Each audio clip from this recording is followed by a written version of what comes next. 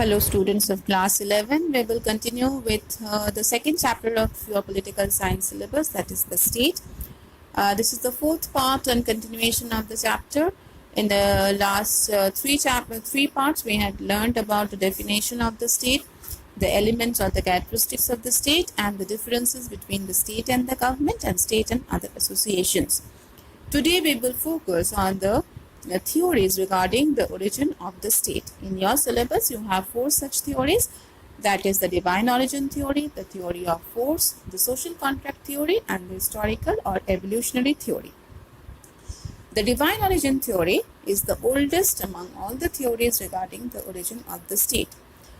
The theory was quite popular in the ancient and the medieval time. We find the theory in the writings of Saint Aquinas, Saint Augustine, Saint Paul and Robert Filmer. We can say that they have propagated or advocated the theory. The theory is based on some propositions, or the theory has some features. They are, firstly, the theory is stating that the state is the creation of God. State is created by God. He has sent the king to look after the people. So king is the representative of God on the earth. He is ruling, or he is governing the people according to the wish and will of the God. So he has the divine right to rule. The kingship or the rule of the king or monarchy is hereditary, that it passes from the king to his successor. Why it passes from the king to his next successor? Because God has said so. Next we find that the king is not answerable to anyone.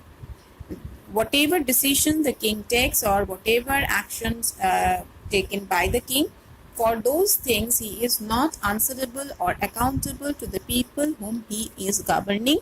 He is answerable only to God and no one else. So the king is having absolute power. Whatever the king says, that is the law. The command of the king is the law, and the people cannot disobey the king, because disobeying the king or not listening to the king is disobeying or not listening to God, which is a sin. So it is a sin to disobey the king. And we find that this theory is talking about the absolute power of the king. The king has got absolute power. Why? Because he has been given the responsibility of looking after the people by God. He is responsible or answerable for his actions only to God. His position is not determined by the people, means the people cannot go against him, the people cannot question him anything, and they cannot disobey him also, because whatever the king is doing, he is doing that for the good of the people, and God has appointed him to do this work. So the divine origin theory is stating that the state has been created by God and the king is the representative of God on earth. Now this theory has been criticized on various grounds. The first criticism is that the theory is imaginary. Why it is imaginary? Because we don't find such facts or data that support the theory. Second criticism is that it supports monarchy as the only form of government. The theory is talking about the king only. It is supporting the absolute power of the king. So it is preferring that monarchy or kingship is the only form of government suitable for the people.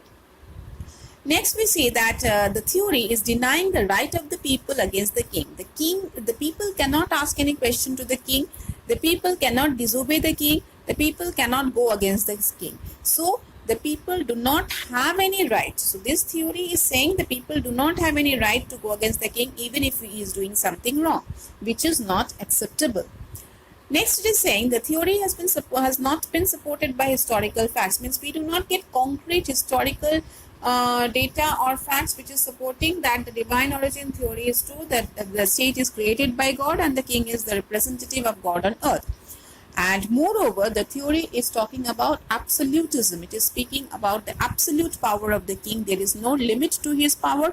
Whatever he is doing on behalf of the God, and so no one has got any right to stop him or to go against him.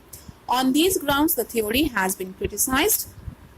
But then this theory, which was at one point in time very popular, like in the ancient and the medieval period, it started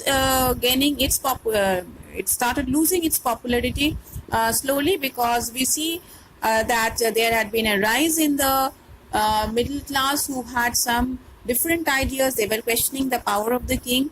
The church got separated from the really from the state, and so we find that the theory is slowly losing its importance. Now, then, what the question is, why we are learning about this particular theory? The reason is that though the theory is imaginary, it is not having sufficient evidences to prove the statement of the theory, but even then, the fact is that it taught men to pay obedience at a time when men were not prepared to listen to anyone. Until and unless they listen to an authority, they obey an authority, they cannot form an association and live there. So this theory taught man to listen to someone, to obey someone, and that someone was God. In the name of God, people were made to listen or to obey an authority. So this was the most important thing that the theory had been able to achieve. In the words of Dettel, we can say that it taught men to obey when they were not yet ready to govern themselves. So people at that point of time was not ready to govern themselves. They were in a condition where they need to listen to an authority, and that authority was the king who had been sent by God.